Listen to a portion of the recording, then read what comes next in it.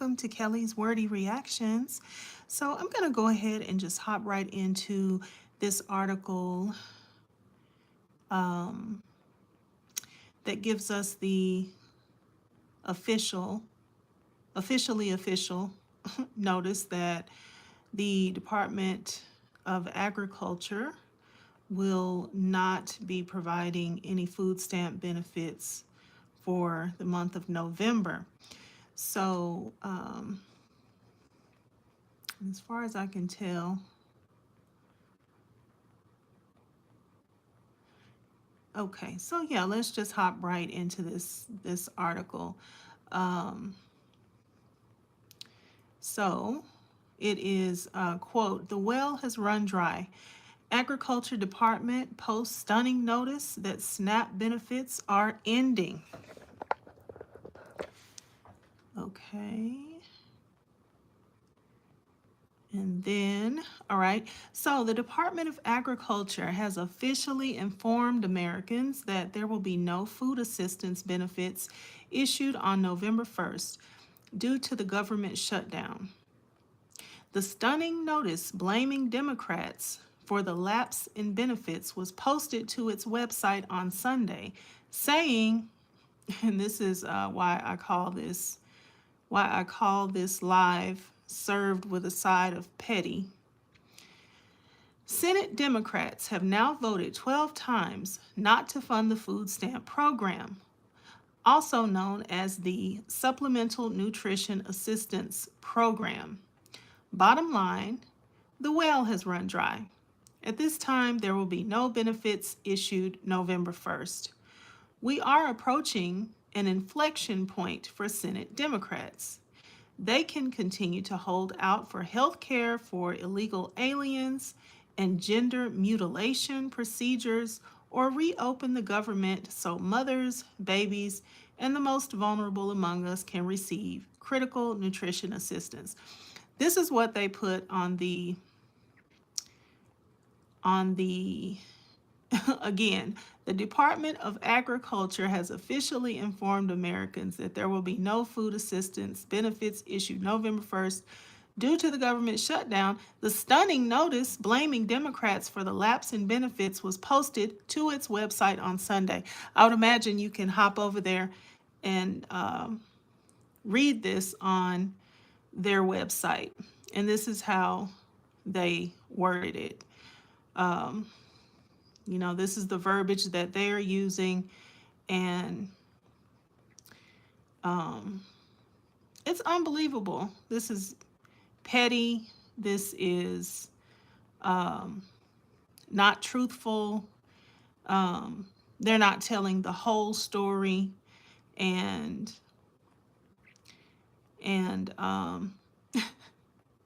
it's really just unbelievable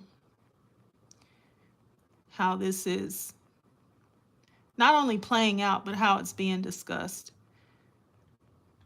So, to continue, the federal government estimates that up to 42 million Americans rely on SNAP benefits, also known as food stamps, to feed their families. If you're coming in, hi, Cynthia Slaughter. Thank you so much for coming in and hopping into the chat. Thank you.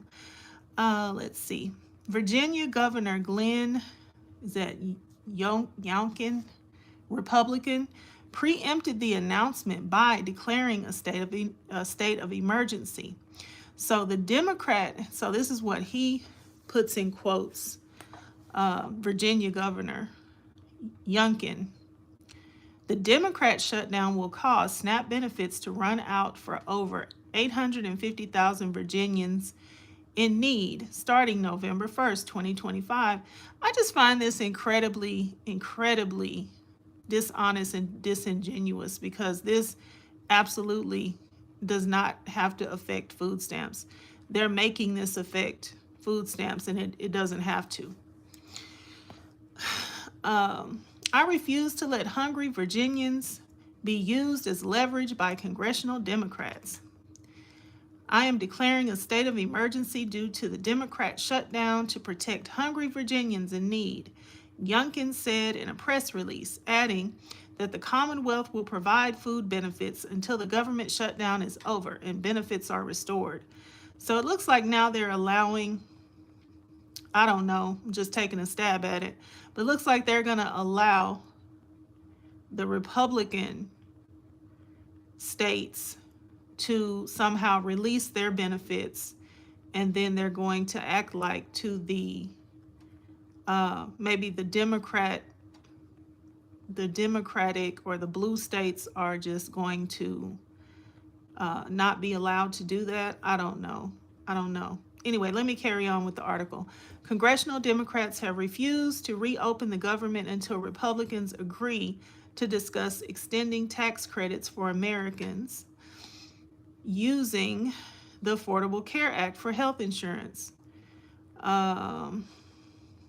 So this is not in quotes, this is just what the article is telling us. Congressional Democrats have refused to reopen the government until Republicans agree to discuss extending tax credits for Americans using the Affordable Care Act for health insurance. The diabolical thing here is that the House Speaker is not allowing those Republican leaders to even come and have these discussions.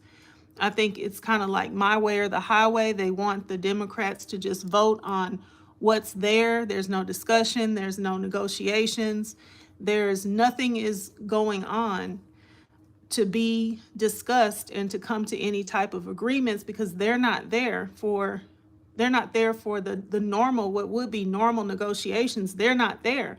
So they just want the congressional Democrats to just sign off, just like, we have it how we want it, sign off on it, or else we're just going to keep hammering you and doing their best to make everybody believe that the Democrats are just holding out for these unreasonable things.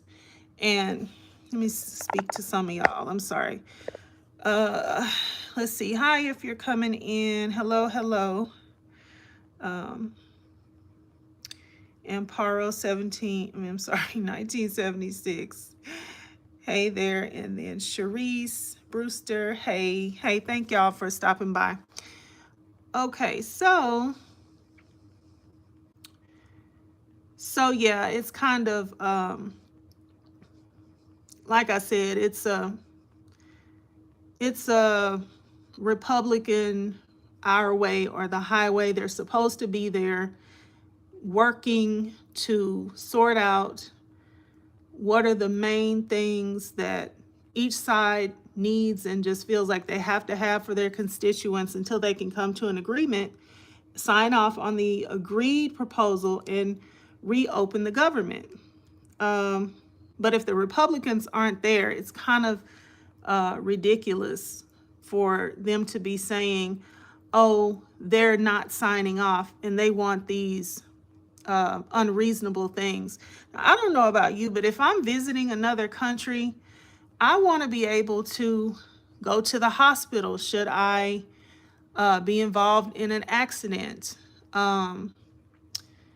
If something happens to me, if I get very sick, I want to be able to go to the hospital under emergency circumstances. I don't even know how that works in a lot of other countries, but I would like for it to. Sorry, I forgot about.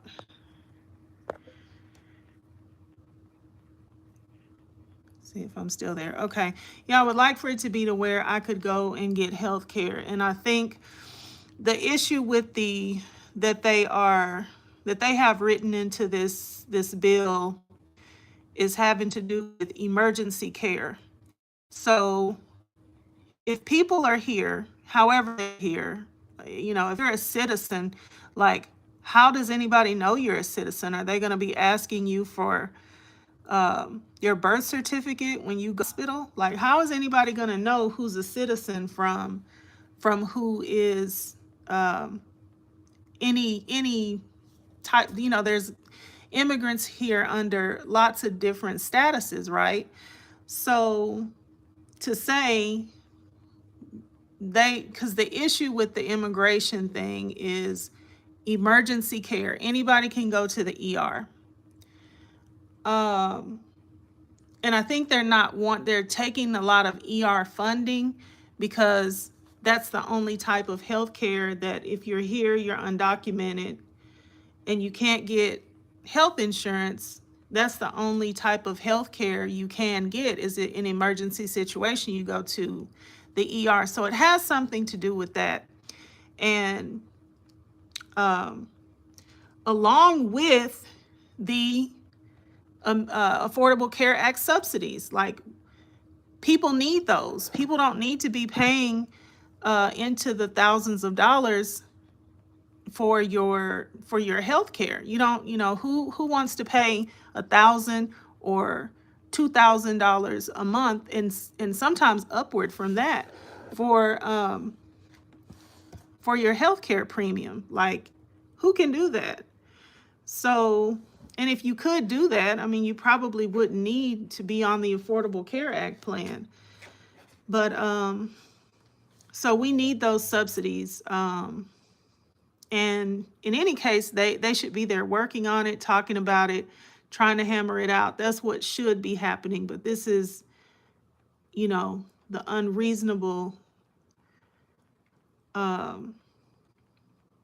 just very unreasonable. And then on top of being unreasonable, they are not giving people the entire picture, because it's just all about, trying to keep people thinking what you want them to think. So you can't tell the whole truth, because the whole truth would actually, make people really think about what side of this they're on. And, they don't want people doing that. So they just keep kind of hammering in the Democrat shutdown and, things of this nature. Let me get back. It's not too much more of this article. So we've got the state minority leader, Chuck Schumer, Democrat, New York, claimed that without the subsidies, insurance rates will become out of reach for millions of Americans. And I think people already are getting those notices of how much more they're going to have to pay to be on those plans. In quotes, the typical couple 55 years old who makes about $85,000 a year will pay $25,000 more in health care. That's astounding. That's enough to bankrupt working families, drain someone's entire retirement savings, or force someone to go without health care at all. What a horrible choice, Schumer said. CNN reported that the USDA will not rely on its $6 billion contingency fund to cover food stamp benefits. So they have a $6 billion contingency fund to cover food stamp benefits, but they're not going to release it. Many Republicans agree that the health care system is broken, but won't negotiate with Democrats until the government reopens. So they want the Democrats to sign off on everything as is, and then they're saying, oh, and then we'll negotiate with you. So that makes sense to no one. Hi, if you're coming in. What we're Stark Hole 16. If you're still here, we're going over this article about no food stamps in November. And Derek Honeycutt, hey, thanks for stopping in. Okay, so many Republicans agree. They do need to talk about the healthcare system, but they won't negotiate until the Democrats sign off on their, whatever it is. And the Democrats are like, all we have is our holdout. That's all they have, because they don't have the House. They don't have any. They're not the majority in any part of the government. The only reason they're able to do this right now is because for this particular agenda item, it calls for a supermajority vote. So they're going to need at least a handful of votes from from the Democrats to get this finally passed. And so, why would you give up your only leverage? Because this is the only way that they are in the majority, is by needing this particular item needs this supermajority vote. And that's all that is available. So give up your leverage of them needing your vote, give them what they want, and then look at all the rampant dishonesty that's coming from that side right now. So why would anybody believe that we're going to talk about it after I give you my vote? That's that makes zero sense. So anyway, just to go back over this for if you're just coming in, this notice was posted on Sunday, which was yesterday, by the Department of Agriculture, and it basically is it's the official word from the Department of Agriculture, to Americans, that there will be no food assistance benefits issued on November 1st due to the government shutdown. We have at least one state, Virginia, a Republican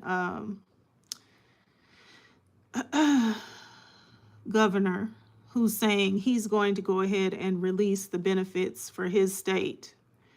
Kind of doing the hero swoop in. And I wonder how many more Republican states are going to go ahead and do this, and if the Democratic states will be locked out of doing this. But anyway, here's the official notice that's on the website. Senate Democrats have now voted 12 times not to fund food. This is the notice. Senate Democrats have now voted 12 times not to fund the food stamp program, as if they're just on purpose not funding the food stamp program. This is not something that has to be touched. But this is what they're saying. Also known as the Supplemental Nutrition Assistance Program, SNAP. Bottom line, the well is run dry. At this time, there will be no benefits issued November 1st. We are approaching an inflection point for the Senate Democrats. They can continue to hold out for health care for illegal aliens and gender mutilation procedures, or reopen the government so mothers, babies, and the most vulnerable among us can receive critical nutrition assistance. So yeah, what do y'all think about that? What do y'all think about that? So that's the article. Thank y'all so much for stopping in. Let me know in the chat or the comments what your thoughts are. Big stack at hand. That must have been a heck of a comment, because it's not letting me read it. I don't know if you retracted it or if they did, but be kind in the comments. Also, what I would say is, there's a lot of a ton of propaganda messaging, and I would urge everybody to try to get your news, try to balance it out. Look at news that leans to both sides, so that you can see what the differences are. I'm not sponsored by these people, but there's a news source called Ground News, and I've heard a lot about it. I probably will get it. I don't even have it yet. But there's a news source by the name of Ground News, and they actually pull all these articles from all these different sources, and they give you a rating as to the factuality of the news reports. And they tell you, which the leaning of the particular news source, whether it be like Republican leaning or Democrat leaning, and they tell you the probability of factuality. If it's a high level of factuality, so they go through, they fact check these articles, and they give you a readout as if it has a high level of factuality or like a high level of deceptiveness. So I believe I'm going to get that. I think that it's probably a good idea. I listened to some podcasters who have the ground news, and that's how they're able to bring the most balanced perspective, because you really don't want to be out here just being misled all the time. Hopefully, I think most people want the truth, or as close to the truth as we can get it. So I would advise that. In the meantime, try to look at your news from both sides of the aisle, and so you can balance it out for yourself, what's being told to you, what's being withheld, and you can really decide for yourself rather than being bamboozled and brainwashed, and information being held back by either side. So I think that's wise and prudent. And that's all I got for y'all right now. And thank you for stopping by, and I will see you on the next one. Bye-bye.